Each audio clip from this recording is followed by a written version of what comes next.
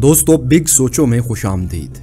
फ़लस्तीन की पिछली 150 साला तारीख तनाज़ात, जंगों, साजिशों, गद्दारियों और जुल्म सितम की दास्तानों से भरी पड़ी है। 19वीं सदी के आखिर तक फ़लस्तीन का इलाका सल्तनत उस्मानिया का एक हिस्सा था। 3 मज़ाहिब के पैरोकारों यानी मुसलमानों, यहूदियों और ईसाइयों के लिए ये सरजमीन नहायत मुक़द्दस मुकाम रखती थी, क्योंकि ये सरजमीन फ़लस्तीन अपने दामन में उन मज़ाहिब की तारीख़, सकाफ़त और कदीम मजहबी मुकामात समेटे हुए है। 1878 में सल्तनत उस्मानिया के दौर में की गई मरतमशुमारी के मुताबिक फ़लस्तीन पर उस वक्त तकरीबन 87% मुसलमान, 9% ईसाई और 4% यहूदी आबाद थे। उस दौर में यहूदियों के साथ दुनिया भर में इंतहाई बुरा सलूक किया जाता था, लेकिन सल्तनत उस्मानिया के इलाकों में रहने वाले यहूदी बेहतर जिंदगी गुजार रहे थे और उनमें अपनी अलग यहूदी रियासत की ख्वाहिश भी जोर पकड़ने लगी थी। फ़लस्तीन से बेहतर जगह मजहबी और जियोस्ट्रेटजिक लिहाज से उनके लिए और कोई भी नहीं थी। सल्तनत उस्मानिया के सुल्तान अब्दुल हमीद सानी यहूदियों के इन इरादों से वाकिफ थे, इसलिए वो यहूदियों की फ़लस्तीन में ज़मीन की खरीदारी और हिजरत की राह में रुकावट बने रहे। 20वीं सदी के आगाज़ तक सल्तनत उस्मानिया बहुत कमज़ोर हो चुकी थी। पहली जंग अजीम में इत्तेहादियों यानी बरतानिया, अमेरिका, रूस और फ्रांस के मुकाबले में सल्तनत उस्मानिया ने सेंट्रल फोर्सेस यानी जर्मनी, ऑस्ट्रो हंगेरियन एम्पायर और बल्गारिया वगैरह का साथ दिया। सल्तनत उस्मानिया को शिकस्त देने के लिए बरतानिया को मुकामी अरब लीडर्स की हमायत की ज़रूरत थी, यानी अगर वो बगावत करें तो सल्तनत उस्मानिया को तोड़ा जा सकता था। इसी मकसद के लिए मिस्र में बरतानवी हाई कमिश्नर सर हेनरी मैकमहन ने शरीफ मक्का हुसैन बिन अली अल हाशमी के साथ जुलाई 1915 से मार्च 1916 तक 10 खतूत का तबादला भी किया। इस खतो किताबत में बरतानवी हाई कमिश्नर ने शरीफ मक्का को सल्तनत उस्मानिया के खिलाफ मदद के बदले में अरब इलाकों को आज़ाद कराने की पेशकश की। शरीफ ऑफ मक्का ने जंग के बाद अरब इलाकों बशमूल फ़लस्तीन का कंट्रोल हासिल करने के बदले बरतानिया का साथ देने की हामी भर ली। इसीलिए शरीफ मक्का ने पहली जंग अजीम के दौरान सल्तनत उस्मानिया के खिलाफ बगावत कर दी। दूसरी तरफ बरतानिया ने यूरोप और अमेरिका में मौजूद ताकतवर यहूदियों की हमायत हासिल करने के लिए फ़लस्तीन में इनको नए वतन की पेशकश भी कर दी। इसी सिलसिले में नवंबर 1917 में बरतानिया के सेक्रेटरी खारजा आर्थर बेल्फोर ने बरतानवी यहूदी रहनुमा लॉर्ड रॉथस्चाइल्ड को ख़त लिखा। इस ख़त में यहूदियों के लिए फ़लस्तीन की सरजमीन पर एक नई रियासत के क़याम की हमायत का यकीन दिलाया गया। इस ऐलान को तारीख़ में बेल्फोर डिक्लेरेशन के नाम से याद किया जाता है। इस तरह बरतानिया फ़लस्तीन के मामले में अरबों के साथ डबल गेम करता रहा। यहूदियों को फ़लस्तीन की सरजमीन देना बरतानिया के जियोस्ट्रेटजिक मुफादात से मुताबिकत रखता था, इसलिए उसने अरब के बजाय यहूदियों को सरजमीन फ़लस्तीन देने का सोच लिया। फ़लस्तीन की जियोस्ट्रेटजिक अहमियत क्या थी, इस पर यहूदियों का कंट्रोल बरतानिया, अमेरिका और दूसरे मगरबी ममालिक के लिए क्यों ज़रूरी था, ये सब आप इसी वीडियो में आगे देखेंगे। पहली जंग अजीम में शिकस्त के नतीजे में सल्तनत उस्मानिया के इलाके शाम, लेबनान, इराक, उर्दन और फ़लस्तीन समेत बहुत से इलाके उनसे छीन लिए गए। फ़लस्तीन का इलाका बरतानिया के कब्ज़े में आ गया। अब हालात साजगार देखते हुए ज़ायनिस्ट मूवमेंट यानी सहूनी तहरीक में भी तेज़ी आ गई। उस वक्त दुनिया भर की यहूदी तंजीमें फ़लस्तीन में अरबों से महंगे दामों ज़मीनें खरीद रही थीं। दुनिया भर से यहूदी हिजरत करके फ़लस्तीन में आबाद होने लगे थे। सरजमीन फ़लस्तीन पर बदलती हुई डेमोग्राफी यानी आबादी के तनासुब ने मुकामी अक्सरियती अरब आबादी को तशवीश में मुब्तला कर दिया। अरब और यहूदी आबादियों में कशीदगी के वाक़यात होना भी शुरू हो गए। फ़लस्तीनी अरबों ने बरतानवी इंतज़ामिया की यहूदियों की आबादकारी वाली पॉलिसी के खिलाफ 1936 से 1939 तक मुनज़्ज़म बगावत कर दी। इससे फ़लस्तीन में बदअमनी फैलने लगी। बरतानवी इंतज़ामिया के लिए मुल्क का इंतज़ाम संभालना मुश्किल हो गया। दोनों आबादियों की एक दूसरे के खिलाफ मुसल्लह कार्रवाइयों ने बरतानवी इंतज़ामिया के लिए संगीन मसाइल खड़े कर दिए। बरतानिया ने इस मसले के हल के लिए पील कमीशन तश्कील दिया। इस कमीशन ने अपनी रिपोर्ट में फ़लस्तीन को 2 हिस्सों में तकसीम करने की तजवीज़ दे दी। अरब आबादी ने पील कमीशन की तजावीज़ यकसर मुस्तरद कर दी। अरब फ़लस्तीन की सरजमीन को किसी भी कीमत पर तकसीम करने के खिलाफ थे। पेल कमीशन नाकामी के बाद बरतानिया ने मुतअद्दिद कोशिशें और भी कीं कि किसी तरह अरब और यहूदी इस तनाज़े के किसी काबिल अमल हल तक पहुँच जाएं। इन कोशिशों में वुड हीट कमीशन रिपोर्ट और वाइट पेपर ऑफ 1939 वगैरह शामिल हैं। बरतानिया की इन तमाम कोशिशों में एक बात तो मुश्तरक थी, वो ये कि बरतानिया फ़लस्तीन के मसले के किसी भी हल में यहूदियों को उनकी आबादी और ज़मीन की मलकियत के तनासुब से बढ़कर हिस्सा देना चाहता था, जबकि दूसरी तरफ अरब आबादी फ़लस्तीन के मुस्तकबिल में यहूदियों के किसी भी किस्म के रोल के सरासर खिलाफ थी और वो फ़लस्तीन से यहूदियों को निकाल बाहर करना चाहती थी। एक तरफ तो बरतानिया तनाज़े के हल की कमज़ोर सी कोशिशें करता रहा, तो दूसरी तरफ यहूदियों की एक बड़ी तादाद फ़लस्तीन में हिजरत भी करती रही। 1918 में फ़लस्तीन के बरतानिया के कंट्रोल में आ जाने के बाद 1946 तक तकरीबन 4.25 लाख के करीब यहूदी यूरोप से आकर फ़लस्तीन में आबाद हो चुके थे। इस हिजरत के नतीजे में आबादी की डेमोग्राफी शदीद मुतासिर हुई थी। बरतानवी कब्जे के इन 30 सालों में यहूदी 6% की एक छोटी सी अकलियत से 33% 33% की एक बड़ी अकलियत बन गए थे, या आप इसे दूसरी बड़ी अक्सरियत भी कह सकते हैं। दूसरी जंग अजीम के बाद दुनिया में नौआबादियाती दौर का खात्मा होने लगा, तो फरवरी 1947 में बरतानिया ने फ़लस्तीन से अपना कंट्रोल ख़त्म करके वापस जाने का फ़ैसला कर लिया। जाते जाते बरतानिया ने फ़लस्तीन के मुस्तकबिल को अक़वाम मुत्तहिदा पर छोड़ दिया। अक़वाम मुत्तहिदा ने फ़लस्तीन के मसले का हल निकालने के लिए एक कमेटी तश्कील दी, जिसे United Nations special committee on Palestine कहा जाता है। इस 11 ममालिक पर मुश्तमिल कमेटी के ज़िम्मे फ़लस्तीन के मुस्तकबिल को मुतय्यन करने का टास्क था। अरब लीडर्स ने अक़वाम मुत्तहिदा की कमेटी को गैर कानूनी करार देकर यकसर मुस्तरद कर दिया। अरब लीडरशिप ने अपनी आवाम को भी कमेटी से किसी किस्म के ताउन से मना कर दिया, जबकि दूसरी तरफ यहूदियों की बैनुल-अक़वामी तंजीम ज्यूइश एजेंसी और ज्यूइश नेशनल काउंसिल को अरब लीडर्स के बाइकॉट की वजह से खुला मैदान मिल गया। यहूदियों की तंजीमों ने पूरी कुव्वत और वसाइल के साथ यूनाइटेड नेशंस की कमेटी के सामने लॉबिंग शुरू कर दी। कमेटी ने फ़लस्तीन के मुख्तलिफ इलाकों का दौरा करने और लोगों से मिलने के बाद मसले के हल पर गौर शुरू कर दिया। अक़वाम मुत्तहिदा की कमेटी फ़लस्तीन के हल के मामले में इख्तलाफात का शिकार हो गई। कमेटी के 7 ममालिक ने फ़लस्तीन को 2 हिस्सों में तकसीम करने की तजवीज़ दी। इन 7 ममालिक में बेशतर मगरबी ममालिक थे, जबकि कमेटी के 3 ममालिक ने फ़लस्तीन को तकसीम ना करने की तजवीज़ दी, मगर कमेटी ने अक्सरियती राय की बुनियाद पर अपनी रिपोर्ट में फ़लस्तीन को तकसीम करने वाली तजवीज़ को मान लिया। इसी कमेटी ने फ़लस्तीन की तकसीम का मुकम्मल प्लान भी पेश किया कि फ़लस्तीन का कौन सा हिस्सा यहूदियों को दिया जाएगा और कौन सा अरबों के पास रहेगा। हम आपको फ़लस्तीन के जोग्राफिया की अहमियत और इसके अहम जोग्राफियाई खदोखाल के बारे में दिखाते हैं। अगर आप नक्शे में गौर से देखें तो फ़लस्तीन मशरिक़ वस्ता में वाक़या है। यहाँ हम फ़लस्तीन से मुराद वो तमाम ख़ित्ता ले रहे हैं जो आज इसराइल के पास भी है। फ़लस्तीन के शुमाल और मशरिक़ में एशिया के दूसरे अरब ममालिक जैसे उर्दन, इराक, शाम, लिबनान और सऊदी अरब वाक़या हैं, जबकि इसके मगरिब में अफ्रीका का अरब मुल्क मिस्र वाक़या है। ये सारा खित्ता तेल की दौलत से मालामाल है। फ़लस्तीन के शुमाल मगरिब में बहीरा रोम है, जिसके दूसरी तरफ कब्रस, तुर्की, यूनान और यूरोप के दूसरे ममालिक वाक़या हैं। इस तरह फ़लस्तीन 3 बर्र-ए-आज़मों यानी एशिया, यूरोप और अफ्रीका के ऐन वस्त में वाक़या है।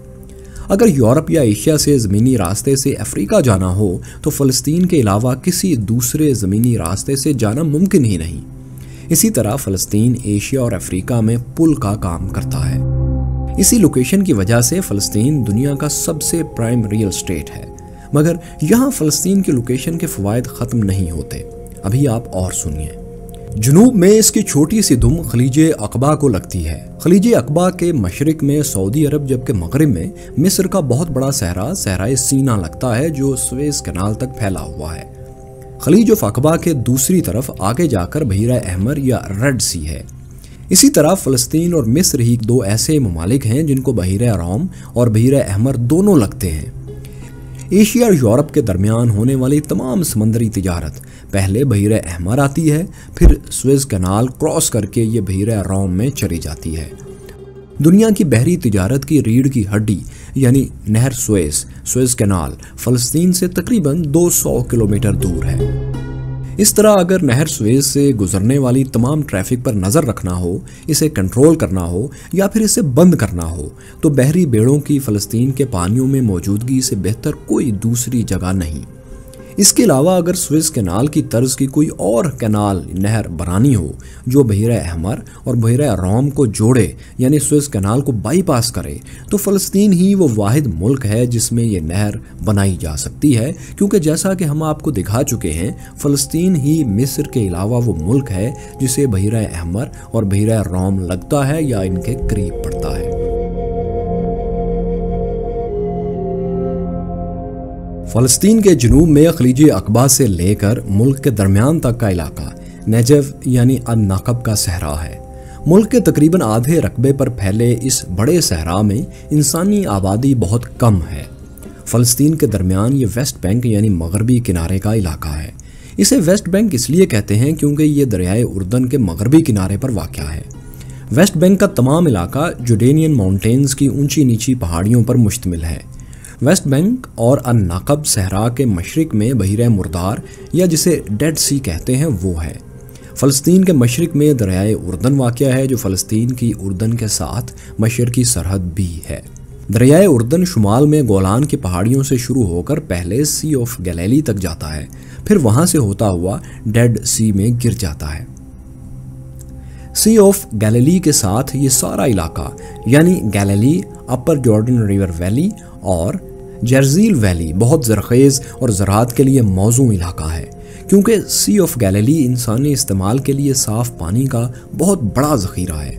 वेस्ट बैंक के साथ ये साहली मैदानी इलाका शेरोन प्लेन है। ये इलाका भी बहुत ज़रख़ेज़ और ज़राअत के लिए बहुत मौजू है। वेस्ट बैंक के अंदर फ़लस्तीन का सबसे बड़ा और तीनों मज़ाहब यानी इस्लाम, ईसाईयत और यहूदियत के लिए सबसे मुक़द्दस मुकाम यरूशलेम वाक़या है।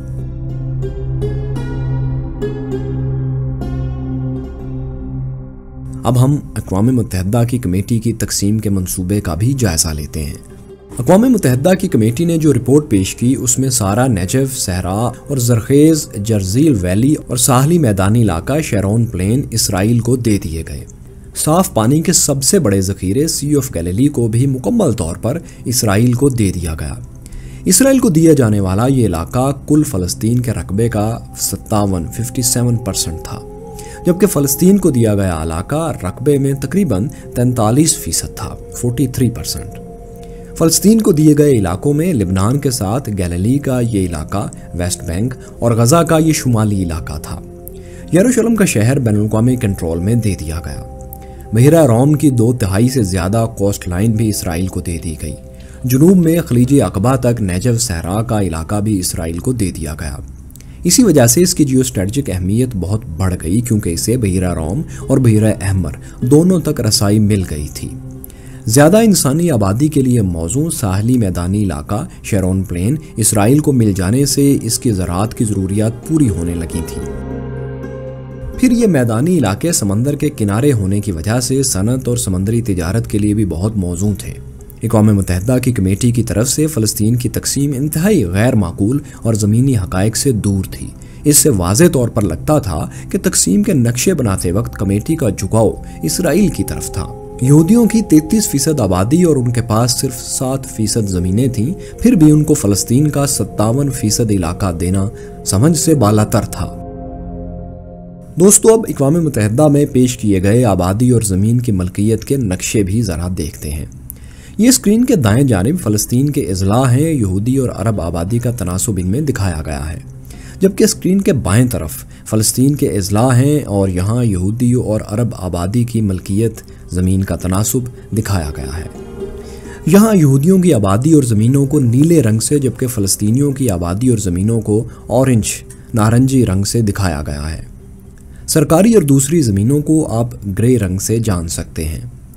स्क्रीन के दरमियान में अक़वाम मुत्तहिदा की कमेटी की तक़सीम के मंसूबे का नक्शा भी पेश किया गया है। इस नक्शे में नीले रंग में मुजव्वज़ा इसराइल को दिखाया गया है, जबकि हल्के पीले रंग में मुजव्वज़ा फ़लस्तीन के इलाकों को ज़ाहिर किया गया है।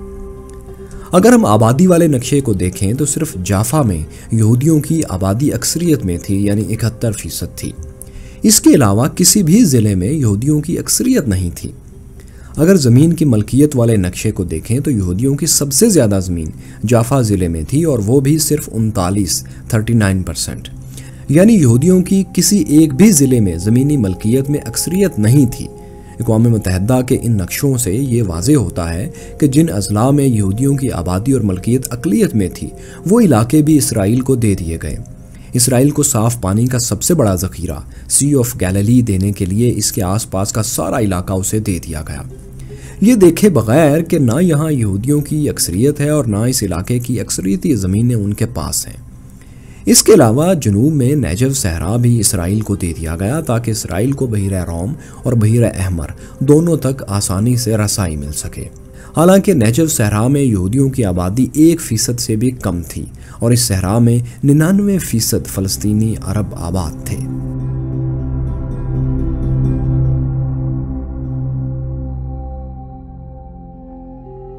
अक़वाम मुत्तहिदा की कमेटी ने फ़लस्तीन की तकसीम से मुतल्लिक रिपोर्ट जनरल असम्बली में रेजोल्यूशन 181 की सूरत में पेश की। जनरल असम्बली के रूल्स के मुताबिक फ़लस्तीन की तकसीम और एक नई यहूदी रियासत का क़याम तभी मुमकिन था अगर जनरल असम्बली ये करारदाद 2/3 अक्सरियत से मंजूर कर लेती। तकरीबन तमाम मगरबी ममालिक इस करारदाद की हक में थे और तकरीबन तमाम मुस्लिम ममालिक इस करारदाद के ख़िलाफ़ थे। इसलिए इस करारदाद का 2/3 अक्सरियत से पास होना आसान काम नहीं था। ताकतवर मगरबी ममालिक एक नई यहूदी रियासत के क़याम के हक में थे। शायद वो इसलिए कि इन ममालिक को मुस्तकबिल में दुनिया के इस अहम मुस्लिम खित्ते में एक इत्तेहादी और काउंटरवेट मिल सकता था। एक मजबूत इत्तेहादी की तेल की दौलत से मालामाल इस अहम खित्ते में मौजूदगी इन ममालिक के तिजारती, मुआशी, जियोस्ट्रेटजिक और दिफाई मामलात के तहफ़्फ़ुज़ के लिए ज़रूरी थी। ज़ायोनिस्ट तंजीमों को तकरीबन 2000 साल बाद फ़लस्तीन में अपनी रियासत के क़याम की सूरत नज़र आने लगी तो अपने पूरे वसाइल और ताकत इस ख्वाब को हकीकत बनाने में उन्होंने लगा दिए। ज़ायोनिस्ट तंजीमें दुनिया भर की हुकूमतों को यूनाइटेड नेशंस की करारदाद के हक़ में वोट देने के लिए लॉबिंग करने लगी। अमरीकी इंतखाबात में डेमोक्रेटिक पार्टी की फंडिंग करने वाली यहूदी तंजीमों और कांग्रेस के यहूदी अरकान ने अमरीकी सदर ट्रूमैन पर यह प्रेशर डाला कि वो दुनिया भर के ममालिक को इस करारदाद के हक़ में वोट डालने पर मजबूर करें। ज़ायोनिस्ट तंजीमों की अमेरिका के ज़रिए प्रेशर डालने वाली कोशिशें तारीख़ में बहुत अच्छी तरह दर्ज हैं, रिकॉर्ड पर मौजूद हैं।